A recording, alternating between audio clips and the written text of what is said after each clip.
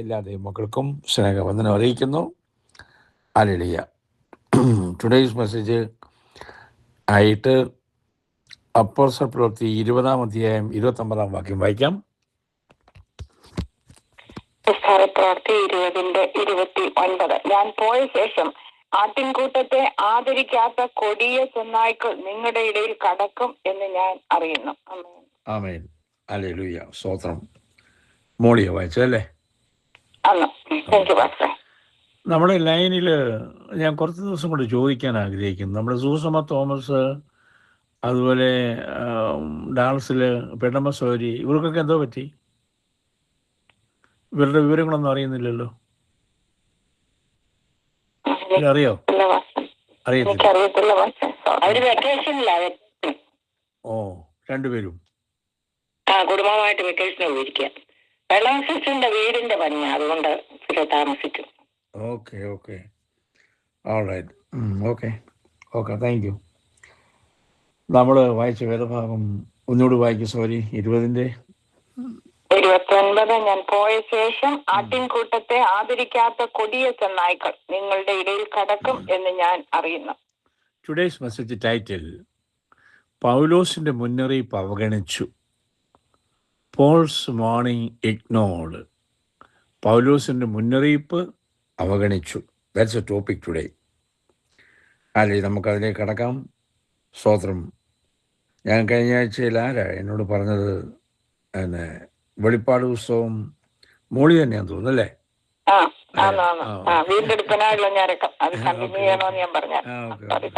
ഓർക്കുന്നു. വെളിപ്പാട് പുസ്തകം അതുകൊണ്ട് ഞാൻ ഇടയ്ക്കിടയ്ക്ക് ഇന്നും വെളിപ്പാടിലോട്ടൊക്കെ ഞാൻ ആഗ്രഹിക്കുകയാണ്. സൗകര്യം അങ്ങനെ പറഞ്ഞുകൊണ്ടാ. ഓക്കെ, അങ്ങനെ വേണം. കാരണം അത്യാവശ്യമാണ്. നമ്മൾ ദൈവദാസന്മാർ പഠിക്കാനും അത് എക്സ്പ്ലോർ ചെയ്യാനും ഒക്കെ ഇടയാകുമല്ലോ. കാരണം ഉണ്ടല്ലോ, അത് നമ്മളെപ്പോഴും കേട്ടോണ്ടിരിക്കുന്ന കാര്യങ്ങൾ തന്നെ കേട്ടോണ്ടിരുന്ന പോരല്ലോ. പുതിയതായ വിഷയങ്ങളൊക്കെ നമ്മൾ പഠിക്കണം. സ്തോത്രം. വെളിപ്പാട് 22:19 വായിക്കാം. വെളിപ്പാട് 22:19. ഈ പ്രവചന പുസ്തകത്തിലെ വചനത്തിൽ നിന്നും ആരെങ്കിലും വല്ലതും നീക്കിക്കളഞ്ഞാൽ ഈ പുസ്തകത്തിൽ എഴുതിയിരിക്കുന്ന ജീവവൃക്ഷത്തിലും വിശുദ്ധ നഗരത്തിലും അവനുള്ള അംശം ദൈവം നീക്കിക്കളയും. അപ്പൊ ഈ വചനത്തോട് കൂട്ടുകയോ കുറയ്ക്കുകയോ ചെയ്യാൻ പാടില്ല. ആവർത്തന പുസ്തകത്തിലുമുണ്ട്, സദൃശവാക്യത്തിലുണ്ട്, അത് വായിക്കുന്നില്ല ഉണ്ട്. അപ്പോൾ ചില ദൈവമക്കൾ വിചാരിക്കും ഈ ടോപ്പിക്കുമായിട്ട് എന്താ ഇത് ബന്ധം? ഉണ്ട്. ഇന്ന് ദൈവവചനത്തോട് കൂട്ടുകയും കുറയ്ക്കുകയും ചെയ്യുന്നത് നമ്മൾ കാണുന്നുണ്ട്. പിന്നെ വെളിപ്പാട് 22:10 വായിച്ചേ. 22:10. അവൻ പിന്നെയും എന്നോട് പറഞ്ഞത്, സമയം അടുത്തിരിക്കയാൽ ഈ പുസ്തകത്തിലെ പ്രവചനം മുദ്രയിടരുത് എന്ന് പറയുന്നു. സ്തോത്രം.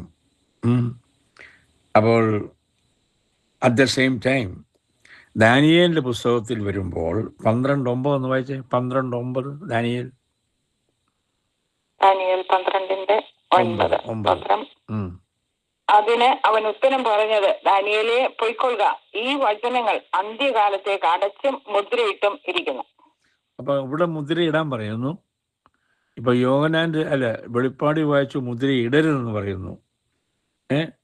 ഇത് സ്തോത്രം. അകത്തും അപ്പം എന്തോ ഇതിൽ നിന്ന് ദൈവമക്കൾ മനസ്സിലായിരിക്കുന്നത് മോളിക്ക് പറയാൻ പറ്റുമോ? മോളി ഉത്തരം പറയാൻ പറ്റുമോ? What is the meaning of that? ഇവിടെ മുദ്ര ഇടരുതെന്ന് പറയുന്നു, ദാനിയേൽ പുസ്തകം പറഞ്ഞ് മുദ്ര ഇടാൻ പറയുന്നു. What is the meaning of that? മനസ്സിലായിട്ടുണ്ടോ? ഇല്ലായിരിക്കും. ഓക്കെ. അപ്പോൾ അകത്തും പുറത്തും ഈ മുദ്രയിട്ട പുസ്തകത്തെക്കുറിച്ച് ഇനി അതൊന്ന് ഈ വെളിപ്പാട് 5:1 വായിച്ചേ. വെളിപ്പാട് 5:1. വെളിപ്പാട് 5:1. ഞാൻ സിംഹാസനത്തിൽ ഇരിക്കുന്നവന്റെ വലം കൈയിൽ അകത്തും പുറത്തും എഴുത്തുള്ളതായി 7 മുദ്രയാൽ മുദ്രയിട്ട ഒരു പുസ്തകം കണ്ടു. അപ്പം ഈ ഒരു കാര്യം ഓർക്കണം. ഈ അകത്തും പുറത്തും ഇന്നത്തെ പോലുള്ള കടലാസ് അല്ലായിരുന്നു അന്ന് ഉപയോഗിച്ചു. തുകൽ ചുരുള്, മരത്തിൻ്റെ തൊലി കൊണ്ടുള്ള അതാണ് അന്നുണ്ടായിരുന്നത്. അപ്പം ഈ ചുരുൾ ഒരു നിശ്ചിത സ്ഥാനം വരെ ചുരുട്ടിയിട്ട് അറ്റത്തൊരു മുദ്രയിടും. ഓക്കെ, ശ്രദ്ധിച്ച് കേൾക്കണം. ഓക്കെ, പിന്നെ കുറേ കൂടി ചുരുട്ടിയിട്ട് വീണ്ടും മുദ്രയിടും. അങ്ങനെ 6 മുദ്രകൾ ഇട്ടതിന് ശേഷം അവസാനം 7ാമത്തെ മുദ്രയിടും. അപ്പോൾ 1ാം മുദ്ര പൊട്ടിച്ച് ആ ഭാഗം വായിച്ചതിന് ശേഷം അടുത്ത ഓരോ മുദ്രകളായി പൊട്ടിച്ച് തുടർന്ന് വായിക്കുന്നു. ഇതാണ് സാധാരണ നടക്കുന്നത് അന്നത്തെ കാലത്ത്. ഓക്കെ, ഈ വെളിപ്പാട് പുസ്തകത്തിൻ്റെ വ്യാഖ്യാനങ്ങൾ പഠിക്കുമ്പോഴും പല കാര്യങ്ങൾ നമുക്ക് ഇവിടെ നമ്മൾ കാണുന്നുണ്ട്. സ്തോത്രം, ഹല്ലേലൂയ.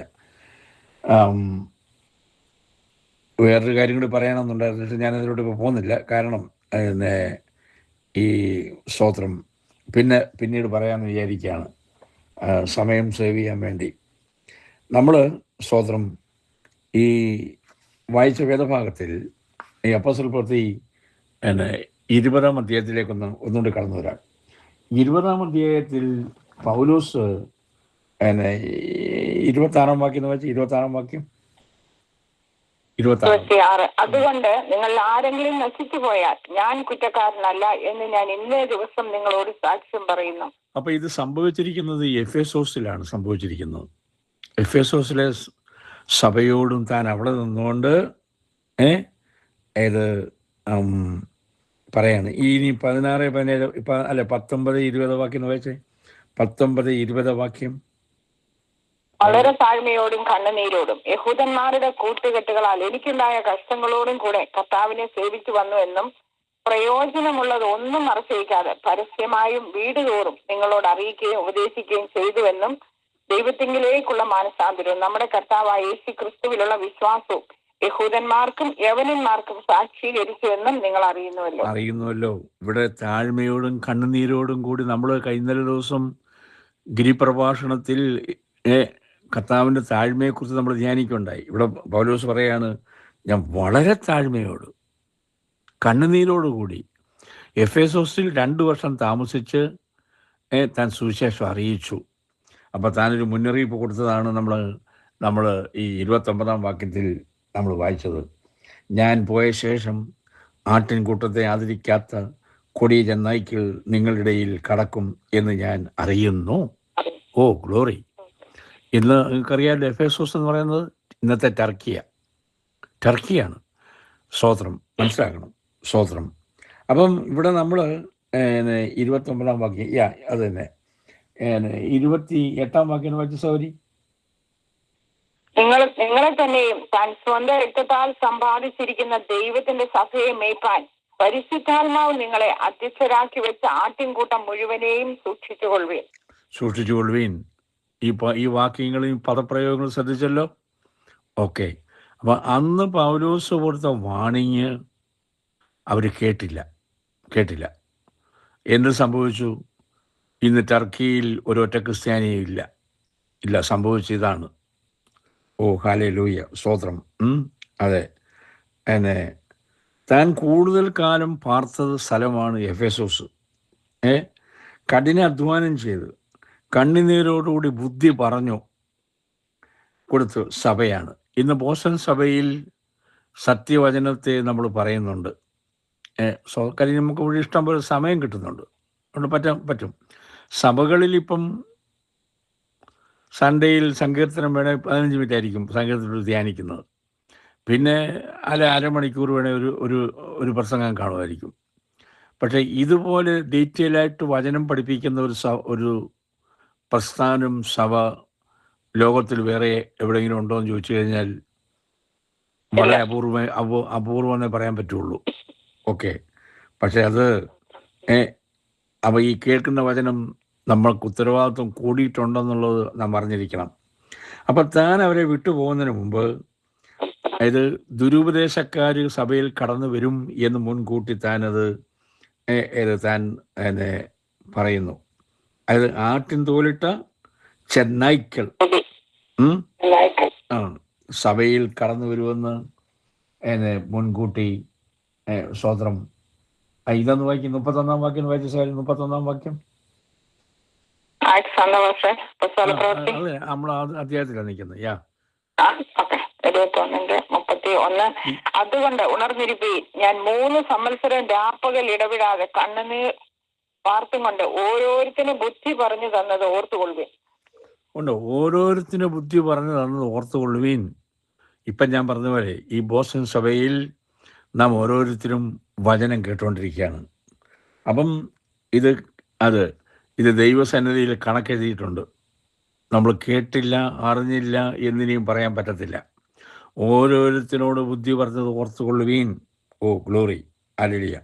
അപ്പം ഭാവിയിൽ ആട്ടിൻ തോലിട്ട ചെന്നായ്ക്കൾ സഭയിൽ കടന്നു വരുമെന്ന് മുൻകൂട്ടി പറഞ്ഞു പൗലോസ്. സ്തോത്രം. അപ്പം സഭ ഇത് സഭയെ അവഗണിച്ചു, അല്ലേ? അവഗണിച്ചു. എഫേസോസ് സഭയായിട്ടുള്ള ദൂത് മൊഴിക്കെടുക്കാമല്ലോ, വെളിപ്പാട് പുസ്തകത്തിലുണ്ടല്ലോ, അറിയാമല്ലോ. നിന്റെ ആദ്യ സ്നേഹം വിട്ടുകളഞ്ഞ് ഒരു കുറ്റം പറയാനുണ്ട്, അല്ലേ? അറിയാം, നിങ്ങൾക്കറിയാം. അത് വായിക്കണമെന്നില്ല. അപ്പം എഫേസോസ് സഭയ്ക്ക് സംഭവിച്ചിരിക്കുന്നത് 7 സഭകൾ ദൂത് നമ്മൾ വെളിപ്പാടിൽ കാണുന്നുണ്ട്. സ്തോത്രം. യോഹന്നാൻ ഈ വെളിപ്പാട് തുടങ്ങുന്നത് ക്രിസ്തുവിനെ കുറിച്ചുള്ള വിവരണത്തിൽ കൂടിയാണ്. 7 നക്ഷത്രം ക്രിസ്തു തൻ്റെ കൈകളിൽ വലങ്കയിൽ പിടിച്ചിരിക്കുന്നത് കാണും. 7 നക്ഷത്രം 7 സഭകളെ കുറിക്കുന്നു. സഭകളെ ക്രിസ്തു തൻ്റെ കൈകളിൽ വഹിച്ചിരിക്കുന്നു എന്ന് വേണം ഗ്രഹിക്കേണ്ടത്. സഭ 1:4 വായിക്കും. സോറി, വെളിപ്പാട് 1:4. യോഹന്നാൻ ആസ്യയിലെ 7 സഭകൾക്കും എഴുതുന്നത്, ഇരിക്കുന്നവനും ഇരുന്നവനും വരുന്നവനും ആയെങ്കിൽ നിന്നും അവന്റെ സിംഹാസനത്തിന് മുമ്പിലുള്ള 7 ആത്മാക്കളുടെ പക്കൽ നിന്നും വിശ്വസ്ത സാക്ഷിയും മരിച്ചവരിൽ ആദ്യജാതനും ഭൂരാജാക്കന്മാർക്ക് അധിപതിയുമായ യേശുക്രിസ്തുവിങ്കൽ നിന്നും നിങ്ങൾക്ക് കൃപയും സമാധാനം ഉണ്ടാകും. ഇനി 16 വാക്യങ്ങൾ വായിക്കും. 16. അത് തന്നെ 16. അവന്റെ വലങ്കയിൽ 7 നക്ഷത്രമുണ്ട്. അവന്റെ വായിൽ നിന്ന് മൂർച്ചയേറിയ ഈരുവായി തലയുള്ള വാൾ പുറപ്പെടുന്നു. അവന്റെ മുഖം സൂര്യൻ ശക്തിയോടെ പ്രകാശിക്കുന്നത് പോലെ ആയിരുന്നു. ആമേൻ. അപ്പം തൻ്റെ കൈകളിൽ സഭകളെ വഹിച്ചിരിക്കുന്നു എന്ന് നമുക്ക് കാണാൻ സാധിക്കും. സഭ ക്രിസ്തുവിൻ്റെ കയ്യിലും നിയന്ത്രണത്തിലും ആയിരിക്കുന്നിടത്തോളം കാലം സഭയ്ക്ക് ദോഷം ചെയ്യാൻ ആർക്കും കഴിയത്തില്ല. എന്നാൽ യോഹന്നാൻ 10:28 എന്ന് വായിച്ചാൽ, യോഹന്നാൻ 10:28. യോഹന്നാൻ 10:28.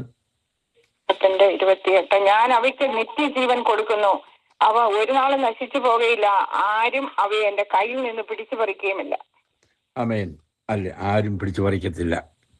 നമ്മൾ 7 സഭകളോടുള്ള ദൂതിൽ നിങ്ങൾക്കറിയാമായിരിക്കുമല്ലോ, ഞാൻ ഉത്തരം പറയണമെന്നില്ല. 2 സഭകളെ നല്ലതുള്ളൂ ഇതിനകത്ത്.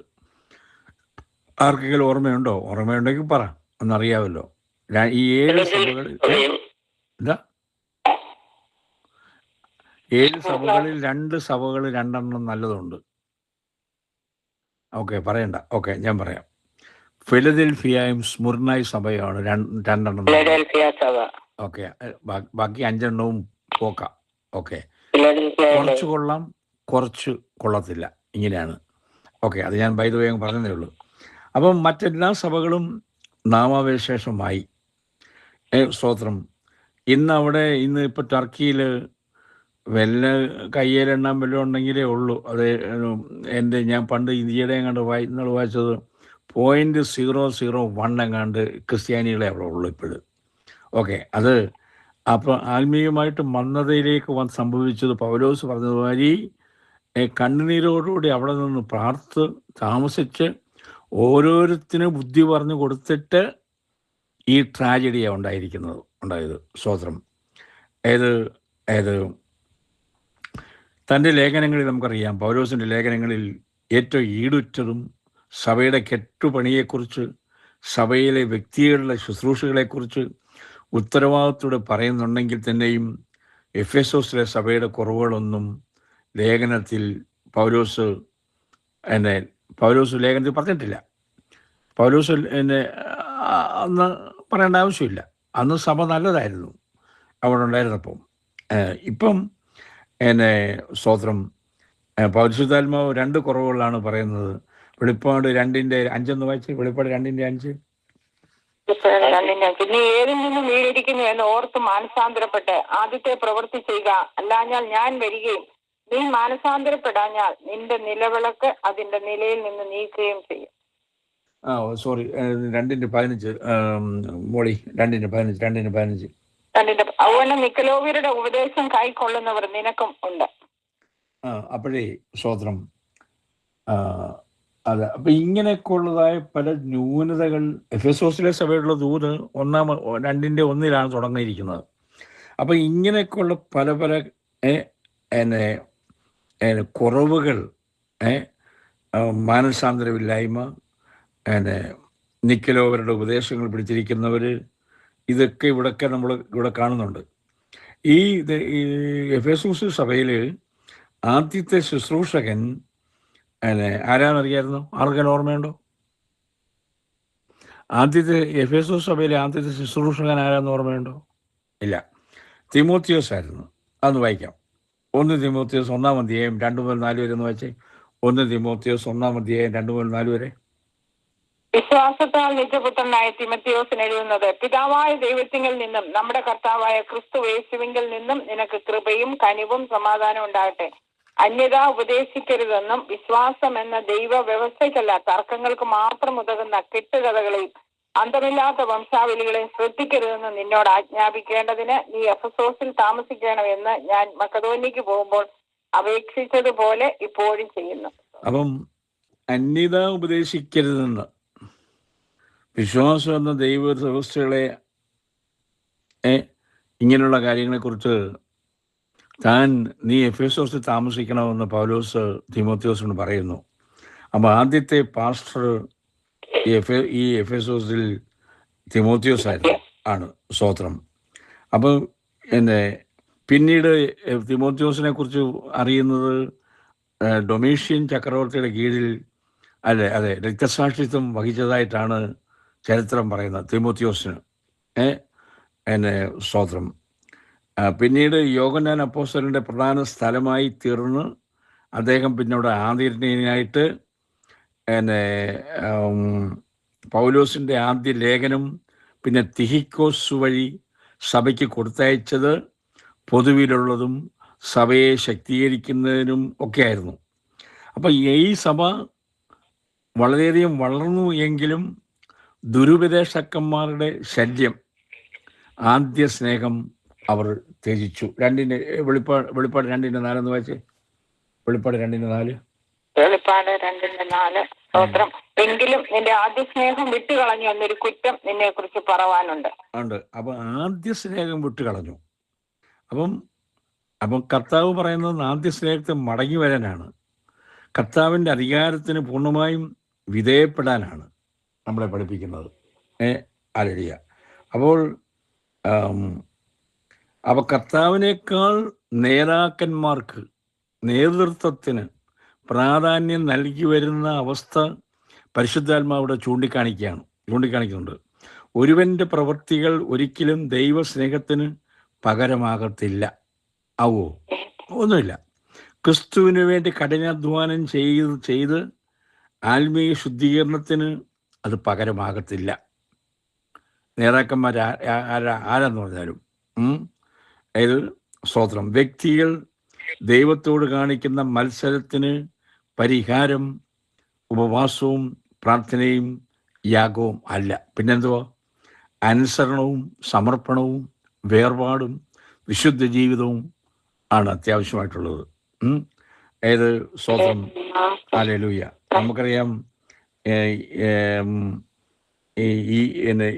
ഈ 7 ലേഖനങ്ങളിലെ സഭയുടെ ദൂതിലുമൊക്കെ സ്തോത്രം പൗലോസിൻ്റെ കാലത്ത് സഭയ്ക്കുണ്ടായിരുന്ന ഉണർവ്, നവോത്ഥാനം, ഇതെല്ലാം നമുക്ക് കാണാൻ സാധിക്കും. 2:5 എന്ന് വായിച്ചാൽ വെളിപ്പാട് 2:5. വെളിപ്പാട് 2:5. നീ ഏതിൽ നിന്ന് വീണിരിക്കുന്നു എന്ന് ഓർത്ത് മാനസാന്തരപ്പെട്ട ആദ്യത്തെ പ്രവൃത്തി ചെയ്യുക, അല്ലാഞ്ഞാൽ ഞാൻ വരികയും നീ മാനസാന്തരപ്പെടാഞ്ഞാൽ നിന്റെ നിലവിളക്ക് അതിന്റെ നിലയിൽ നിന്ന് നീക്കുകയും ചെയ്യും. വീണ്ടും എഫെസോസ് സഭയോട് പൗലോസ് വാണിംഗ് കൊടുത്തു. യോഹന്നാൻ അപ്പോസ്തലൻ വാണിംഗ് കൊടുക്കുന്നു. കണ്ടല്ലോ. അതെ, ഇന്ന് നാം ബെന്തിക്കോസ് സഭകളായിരിക്കുന്ന നമ്മളെ സംബന്ധിച്ച് ഇന്ന് ബെന്തിക്കോസ് സഭകളുടെ ആത്മീയ തകർച്ചയ്ക്ക്, ഉപദേശ പെശകിന് പ്രധാന കാരണം ഏത് ഈ പാശ്ചാത്യ സംസ്കാരം, സ്വാധീനം ഉണ്ടല്ലോ. ഇന്നത്തെ ഈ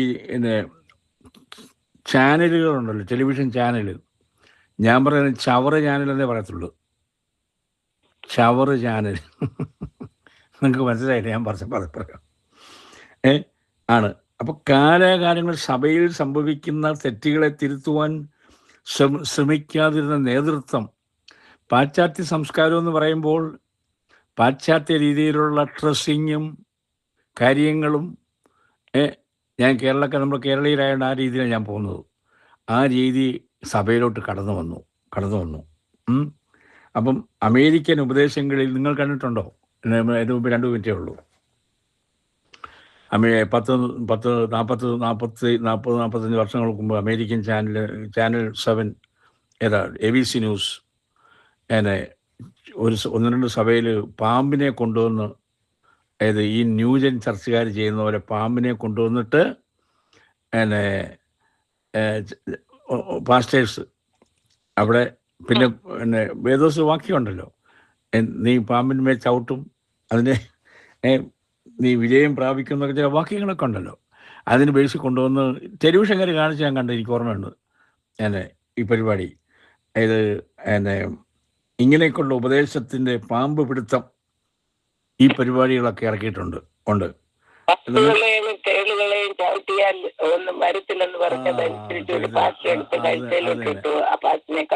കടിച്ചു, ആ പാസ്റ്റർ മരിച്ചു. യെസ് ഞാൻ കണ്ട കാര്യം ഇതൊക്കെയായിരുന്നു.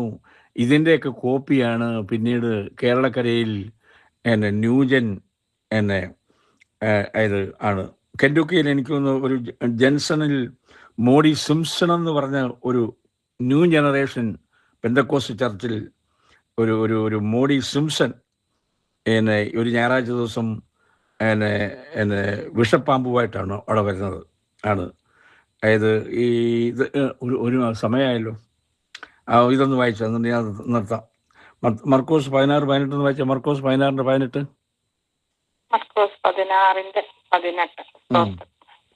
സർപ്പങ്ങളെ പിടിച്ചെടുക്കും, മരണകരമായ യാതൊന്ന് കുടിച്ചാലും അവർക്ക് ഹാനി വരികയില്ല, രോഗികളുടെ മേൽ കൈവച്ചാൽ അവർക്ക് സൗഖ്യം വരും എന്ന് പറഞ്ഞു. ഇതാണ് ഈ വാക്യം ഉൾക്കൊള്ളുന്നതാണ് വിഷപ്പാമ്പിനെ കൊണ്ടുവന്ന് ചർച്ച വരുന്നത്. ഇതൊക്കെയാണ് നടന്നുകൊണ്ടിരുന്നത് കാര്യങ്ങൾ. ഞാൻ നിർത്തട്ടെ, സമയമായല്ലോ. അടുത്ത വെള്ളിയാഴ്ച ദൈവം അനുവദിച്ച ബാക്കി നമുക്ക് മുന്നോട്ട് പോകാം എന്ന് വിചാരിക്കുകയാണ്. അതുകൊണ്ട് ദൈവമക്കളെ, പൗലോസ് കൊടുത്ത വാണിങ്, യോഹന്നാൻ അപ്പോസ്തലൻ കൊടുത്ത വാണിങ് സഭ നഷ്ടപ്പെട്ടു. ഇന്ന് നമുക്ക് വാണിങ് തരുന്നുണ്ടോ? ഇല്ല. ഇന്നിങ്ങനെ പൊയ്ക്കൊണ്ടിരിക്കുകയാണ്.